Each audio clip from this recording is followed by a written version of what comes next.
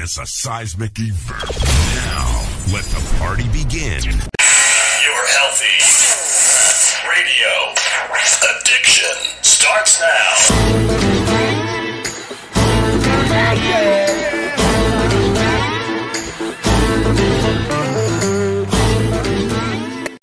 Hollywood's Motorcycle Madhouse on iHeartRadio.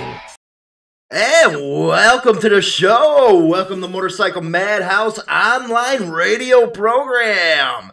It is Tuesday, 12/4, and the chat room is packed. It looks like we got a hell of a show today for ya.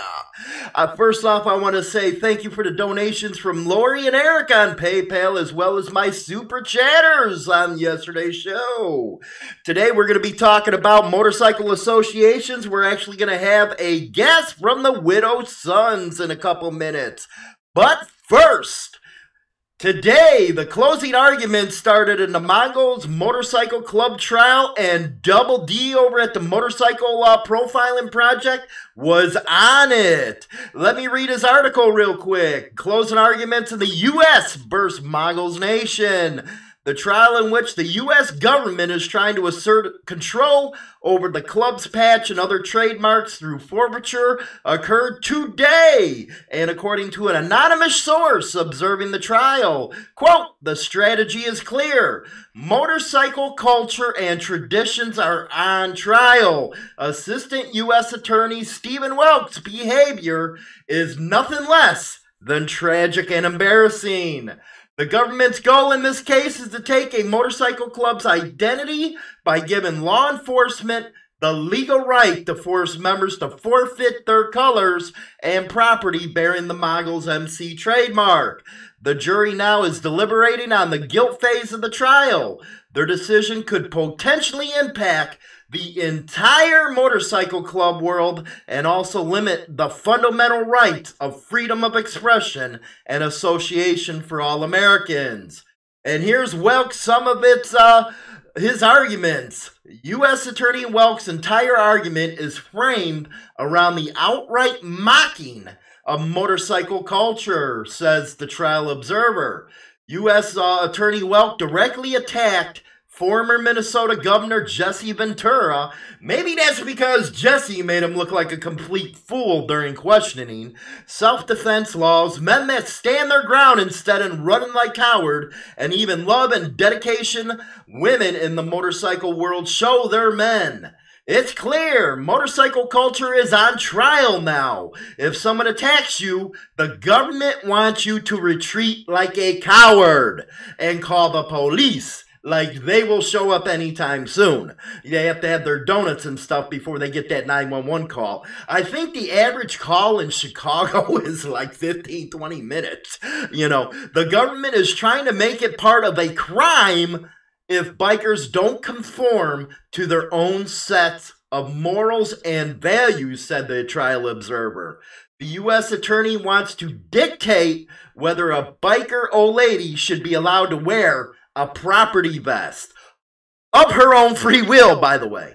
If not, the DOJ will try to make you pay not only with criminal charges, but with cruel and unusual punishment of having to listen to U.S. Attorney Welk ramble on about it for hours while laughing alone to his own jokes. I guess the trial jury didn't find him too funny. And it's awkward, nerve-cringing laugh, too. Oh, God, please make him stop, the trial observer said.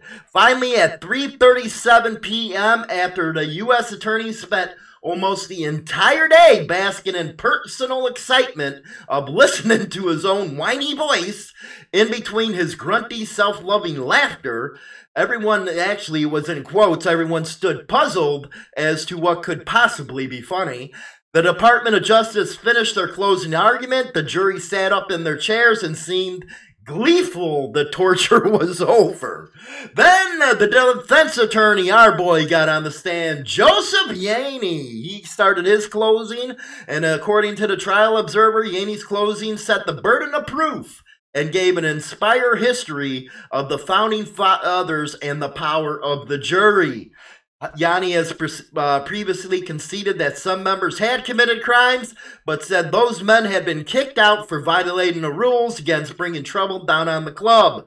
Yanni also maintained that in some violent incidents, Mongols simply acted in self-defense.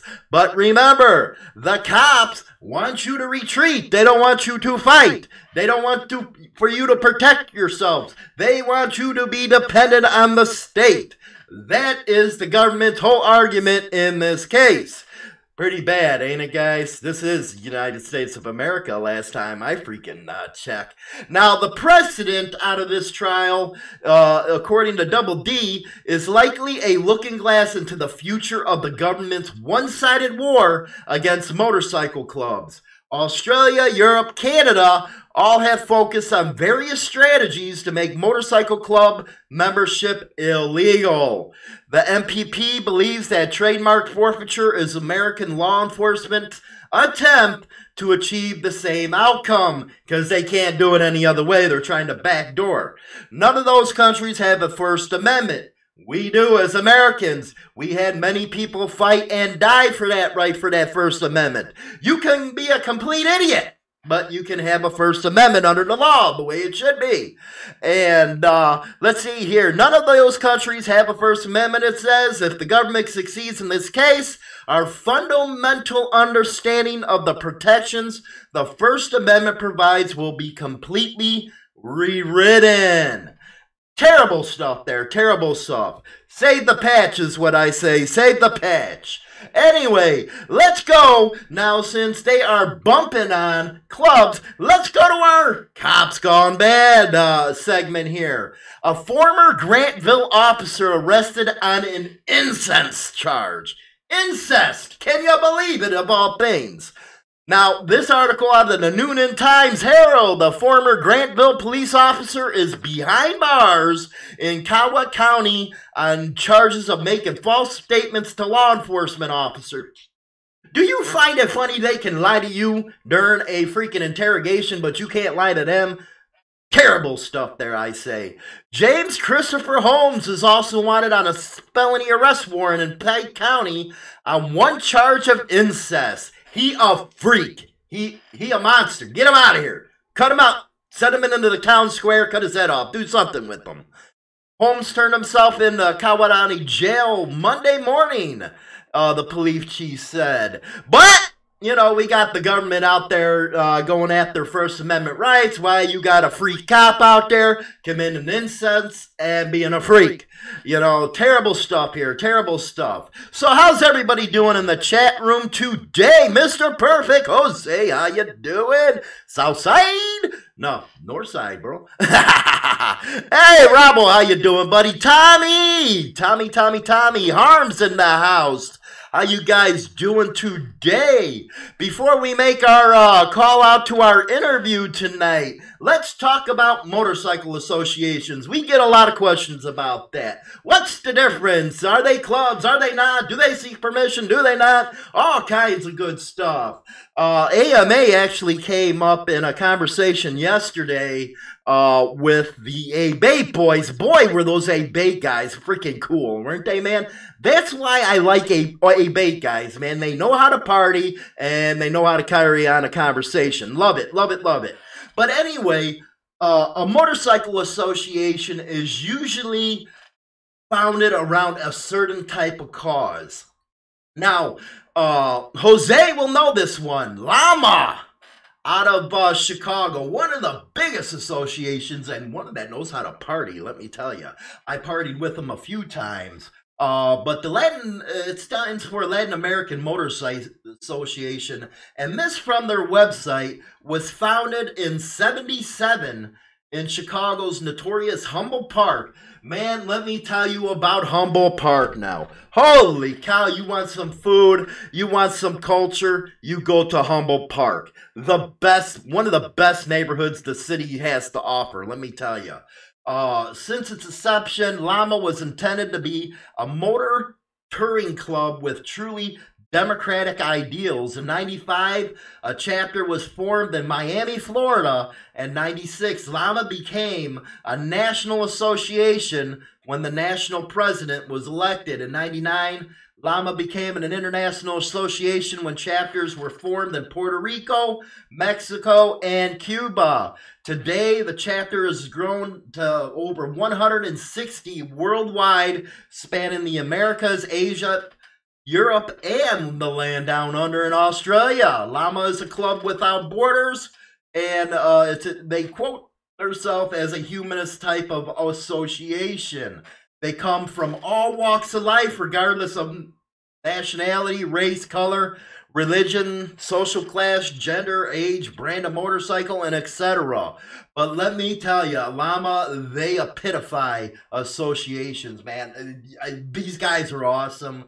They party hard, and they're a great group of men and women, because men and women hold their patch. Now, with associations, you won't have a territory patch at the bottom. It's usually a one-piece, or it's the top rocker, like this one, for example, says Latin America, and then you got the Motorcycle Association on the bottom. So it has nothing to do with club politics, all that jive. Even though you will see association members at club functions, but they don't operate that way. Now, there's other type of associations too. There is the Christian ones like CMA, and like we're going to be having on the show today, the Widow Sons. They are Masonic Riders Associations. You actually got to be part of the Masons to be with them. The Christian Motorcycle Association is one of the oldest. That started in 75, and that's Christian based. And again, the Widow Sons is basically a Masonic one. Some of the stuff that they put on their website that I grabbed was their contribute to the relief of our widows and orphans, raise Masonic awareness in the world of sport motorcycling, and introduce the sport of motorcycling to Masonic brothers. Support the Blue Lodge through regular attendance and assisting with attending lodge events. So, and you even got Moose Riders out there. That's the guys that are associated with the Loyal Order of Moose. They're pretty cool guys. Besides, they got cheap freaking bars, let me tell you. But they do know how to party too, man. They might be a lot older in their membership as far as the Loyal Order is concerned. But the riding club is pretty cool. They got a run that goes to Mooseheart, which is an orphanage in Mooseheart, Illinois. It's a great facility. If you're ever in the Mooseheart, Batavia, Illinois area, go over there and check out that orphanage. They got a great tour that they give you. And these kids are well taken care of. You know, they get the trade school, the college, the whole 9 yards, and they're usually some of the top of the students of their classes when it comes to getting to college and stuff like that. But these associations, again, are usually centered around one type of, cause, if you will. Like Llama, I got to meet a lot of them when I was in the first club in the early 90s with the Predadoras. And we used to party with a couple of them, and it was just, the neighborhood I came from is mostly Latino and stuff like that crap. My second mother, I call it, full-blown Hispanic, man, can't speak a lick of English, but she took care of us kids when we were assholes. But, yeah, so motorcycle associations, real cool stuff out there.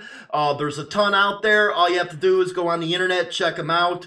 Usually, I know like some Llama does actually have a prospect type of period where you have to go through the time and stuff like that. It kind of has the same stuff that motorcycle associations do. But again, they're really freaking cool people. And you'll have fun. Let's see if we got, let's dial up my boy here. Thanks for that, man. I really appreciate it.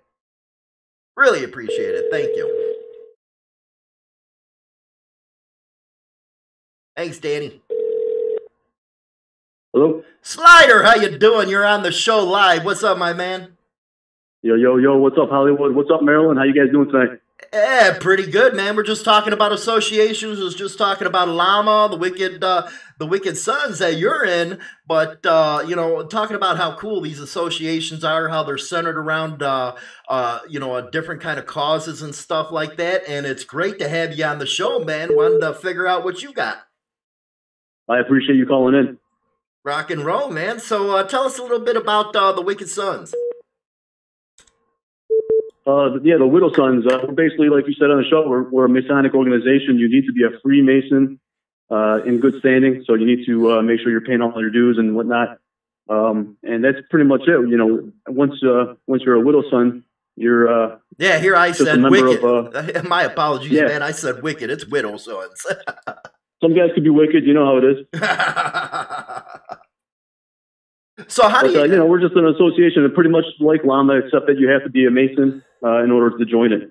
Right, rock on. How did you get started in the Masons and stuff? Tell people about the Masons, if you will. You know, not the secret stuff, but what it's about and all that stuff. I can't tell you the secret stuff. Well, basically, what it really is basically a fraternal organization that centers around philosophies that are geared towards making people better people. It's a fraternity, so it's only open to men. However, we do have women affiliation bodies, and we also have other groups that are affiliated with the Masons, such as the Widow Sons. Shriners, for example, is another group that's affiliated with the Masons. So in order to be a Shriner, you need to be a Mason in good standing. Right. And we do specialize in like you mentioned, taking care of widows and orphans, especially if they're Masons or Masons families, and a great deal of charity. Rock and roll. You know what? I always see that one commercial out. Well, you're in Illinois, so you probably see it. The Mason Hospital, man. That is the Masonic, the Shriners Hospital. Jeez, that's a freaking effort right there, man. That little kid always gets me, man.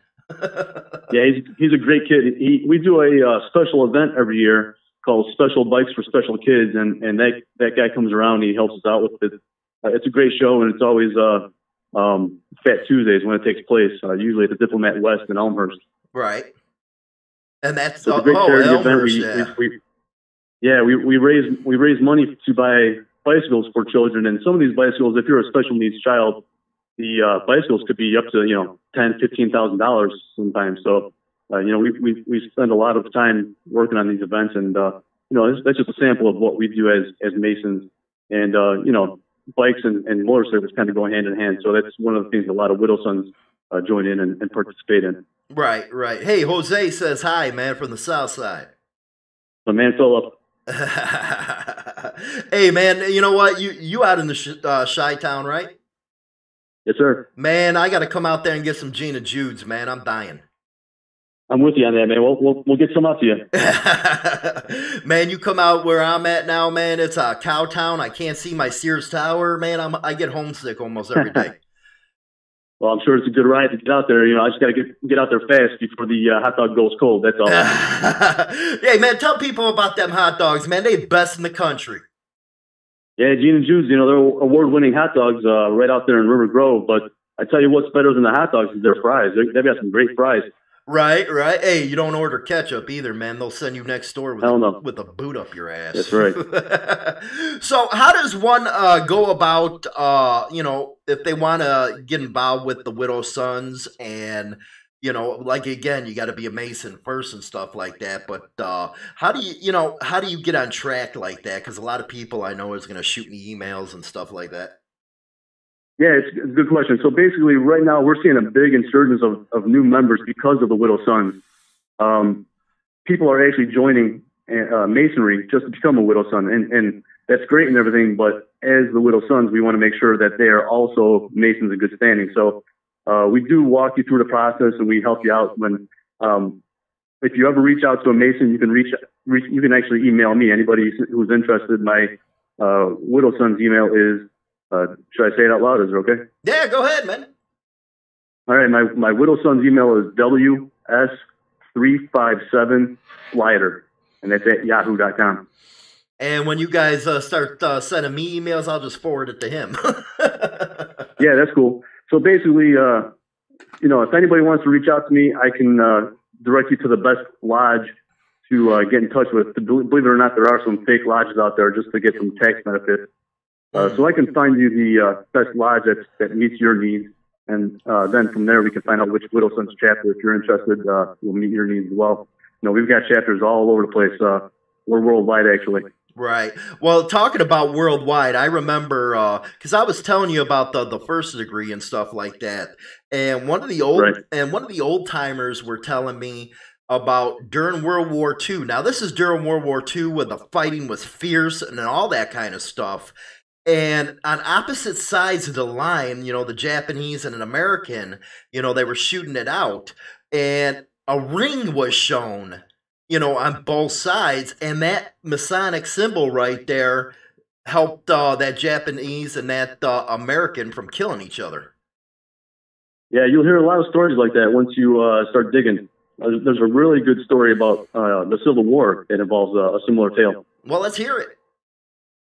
I don't really know it too much. I know that one gentleman was killed, and a Mason who was on the opposite side, I don't recall which side it was, but he actually tended to him, and the other person who was just shot was actually died in his arms. I don't really know the story, but you can Google it, and it's a pretty good story. It's pretty sad. Right. It brings out the brotherhood that we, I know you understand brotherhood, and any kind of organization that we have, just like any MC or fraternity. As close as you are with your friends and whatnot, it becomes really a family and not really just a brotherhood or fraternity. Right. Now, for those out there that are confused between what a motorcycle club is and a motorcycle association, can you, since you're in an association, can you give them a better idea of what the differences are? Yeah, pretty much what you said before. You kind of have to have a cause. So, back in the days when we started off as Widow Sons, we were an MC. We started off as an MC for the first couple of years, around 1996. So we went through that process, and after a while, we being Masons, and we tried to make sure we walked the proper line. So we became an RA, Riding Association, and I think besides having a cause, there's obviously some tax benefits and stuff involved there. We can't raise a certain amount of money. We have to have sponsors and, charities and whatnot too. So there's a lot that we have to do just to maintain the RA status, as a Mason group. Mm-hmm. Now, does the Widow Sons have a process like the clubs do to go through, or is it you're just a Mason and you can come in as a widow?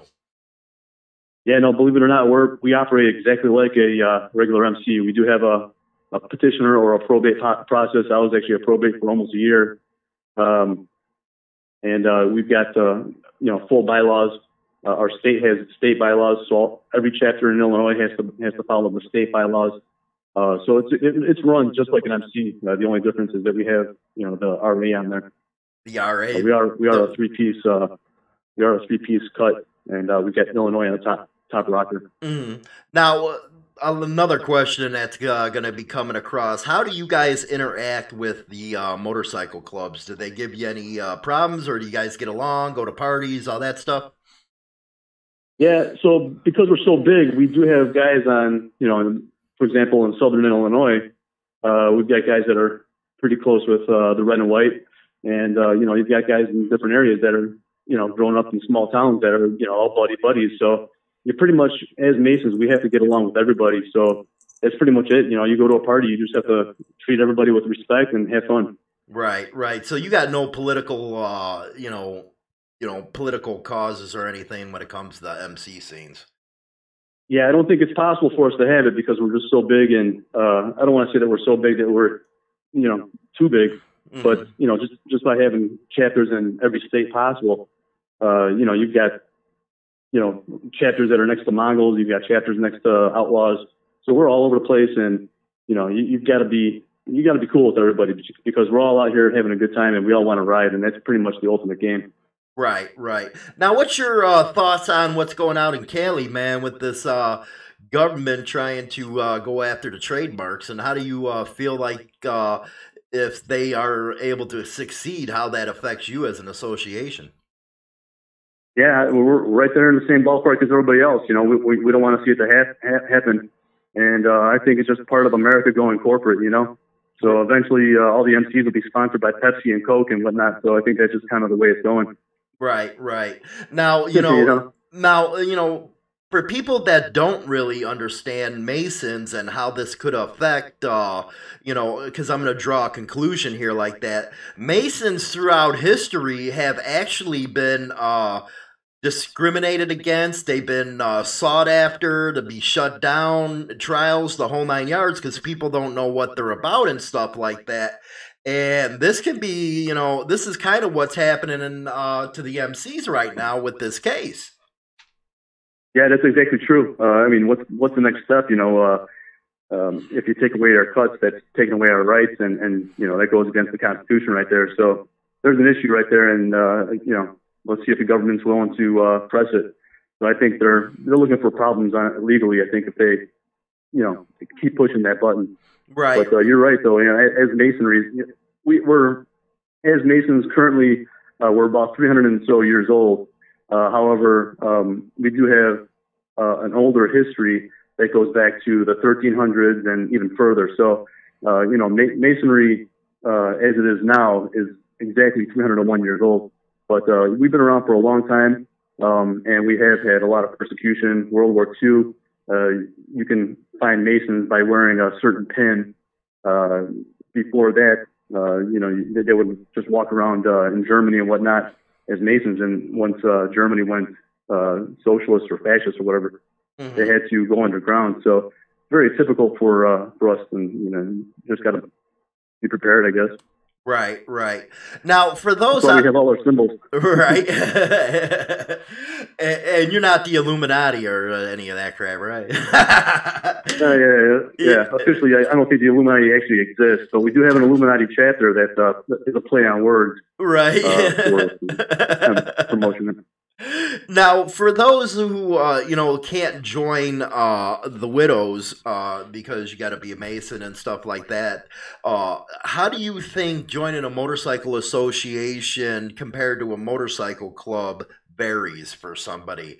I always thought motorcycle associations, because I actually promote riding clubs and stuff like that, because MCs it requires a lot of commitment, and a lot of people don't have that commitment, or when they get into it, they find out that they got into something that they couldn't handle. Next thing you know, there's all kinds of problems for the club and stuff like that. But what do you think down those lines? I think that every chapter is a little bit different. For the Widow Sons, my chapter, I'm in the 357 Brotherhood, and we are one of the most active chapters around, and we operate very much like an MC. We do stuff almost on a weekly basis. We got stuff going on. I'm talking about, every kind of event you can imagine. Besides that, if you're not a Mason, I think organizations like Llama, that's more of a family thing. Just like the Widow Sons were a little bit more family orientated than an actual MC would be. I think that would probably be the primary difference besides having an organization or a cause to circle around. But they're a little bit more or we're a little bit more family oriented. And I think that's kind of a difference there that people have to acknowledge and want to be part of. Right, right. Now, what do you think about how the motorcycle community has become, especially in the MC stuff since the advent of internet and our favorite damn show, SOA and stuff like that? How do you think it's changed over the time? Yeah, I think it's obviously done a lot of damage. I think that in history, MCs were a little bit more manly and whatnot, more party scenes, and you're starting to see that stuff kind of get more into the family aspect of it. And you go to an abate party, and we all love abate, and they throw great parties. The chili cook-off is a great example that they do in the River Moose Lodge. But you see a lot of families there and stuff, and you don't see the strippers and whatnot, so it's a little bit different than it was back then. But now you get the millennials coming in who are getting butthurt about everything. So you've got to be careful with them, because they're they're the generation that's coming in, I guess. Like it or not. Man, I remember when I first came in, man, it was nothing but strippers and partying. Let me tell you, Yeah. and some of the stuff, I can say or post like that because being an entertainer like I am and in the public eye and stuff like that, people watch my every word like that. Like after this show, I'll get like 200 emails saying, hey, you shouldn't have said this or shouldn't have said that, because they get butthurt too quick. But they don't really realize the way it used to be. Really. Yeah, where you can just go smack them in the mouth and be done with it. Right, or you get out there, you have a freaking brawl or something like that, then you have a beer and everything's good like that. But, I had I just read an email before coming up here on the air from a little lady, man, and she just epitomized what the old ladies are, from my time used to be. And it was a beautiful email. I actually got to write her back, but she understood the way things used to be, the way men used to be, compared to now. And it kind of seems like men have lost their balls, man. Yeah, I hear you. You had a contributor not too long ago. I think that girl that was from that bar fight. I can't recall which MC was involved, but that girl was a real down chick too. She really said it how it was, and she got it. Right. Well, in our time, man, them chicks would grab a damn pull stick with you. Yeah, right. So, where do you think we're going in another, 10, 15 years when we start aging out and stuff like that? Because the Vietnam generation's starting to age out now. Yeah, I'm right in the middle of that. So I'm relatively. I've only been involved in the Mason since 2012, so I'm not old school, but I'm kind of right in the middle. So I do know a lot of guys who tell me stories, and shit. You know what? I don't have to wear my cut to go to a strip club. Right. Man, I remember having parties and full-blown orgies, man. Nowadays, they'd sit there and turn freaking red in the face, and they, you can't do that. You can't do that. Yeah, the girl parties like Hog Rock or whatever it's called. Right. Well, man, I really appreciate having you on, man. It was a good conversation and all that. Hopefully all you out there enjoyed it. Again, you want to give your email address? Because I know I'm going to start getting emails. Yeah, sure. So I'm Slider, and my email is ws357slider@yahoo. Rock and roll, man. And then I apologize earlier. It's Widow Sons, not Wicked Sons. My dumb ass is getting high on the program. Puff pass, man. Puff pass. Hey, man, you're in Chi-Town, so hopefully I'll be able to see you around and stuff like that. And, we'll go out, have a hot dog or something, and go party. Hit me up. Rock and roll, man. I'll talk to you later. Talk to you, Hollywood. All right, bro. Oh, man, I do feel like a freaking idiot, man. I freaking called it Wicked Son. It's supposed to be Widow Sons. What the hell am I talking about, man? I'm smoking too much of this, man. I got to freaking cut myself off. Puff, pass, man. Let me tell you, I should pass when I'm on this show. But anyway, the lines are open right now. If you wanted to call in, say hi. I'll take a couple if you got a couple. Other than that, I want to welcome everybody over on Twitter. Twitter's now on the live feed. Also, you now and our friends over on VK over in Russia. Hey, man, you think I'm going to have the freaking government with that Russia crap on me because I'm broadcasting over there? But don't forget, on December 14th, we have a 3-hour live show. This is going to be the benefit for Neon. You're right, Jose. I need to quit smoking this on the air, man. This, you know what it is these vapes, man, it just keep on going and going and going. What's up, Stephen? How you doing, buddy? But anyway, December 14th, we will be doing the live telethon to help out Neon. So make sure you guys are watching. If you're not in the Chicago area and cannot attend, or in the Wisconsin area, it will be on almost 30 different platforms. We're going to have all kinds of guests. We will have Dave Walters. We're going to be talking about history. And we're also going to be having Black Dragon on. He'll be on, and we're going to be having Ginger and the Girls. Let me tell you, Ginger and the Girls. You know what Hollywood going to be angling for after the show. But anyway, Dibs, how you doing, my man? I just seen you in there, man. Crap. But hopefully everybody's got a good understanding of what happens with what's it called, associations and stuff like that. And you know what? And the reason, I get hit with this all the time. Why you always promoting riding clubs and stuff like that? Because, again, I believe the commitment with the MC, don't waste their time, because, there's a lot of stuff that's going around right now, especially within how things are working right now. So that's the reason why I promote them a lot. But if you guys don't have anything else, A-Bates in the house. What's up? What's up? Who do we got everybody out there, man. Pammy's in the house. What's up, Pam? But anyway, well, if we don't have any callers calling in, what else do I got here? Tomorrow's show, we will be talking, and it's actually pretty funny. This guy who is one of the longest serving reps in history is now calling for the he wants to get rid of the Senate and the Electoral College, but of course you know who he is on the left-hand side. But let's all keep our fingers crossed when it comes to this jury out in the Mongols case out west. Can't wait for Black Dragon to be on the show. Yeah, I like Black Dragon, something else. Did you guys see that video? Holy cow, me oh my oh me. Did he get in that ass a little bit, didn't he? But, yeah. Insane Throttle don't want nothing to do with that other crap, man. If you're gonna go out there and be a baby Duke, or, well, David Duke, baby Duke, a Heil Hitler dude, I don't want nothing to do with you, man. Had too many U.S. soldiers die over in Germany during World War II, and in Japan, yeah. Anyway, go do you if that's what you want to do.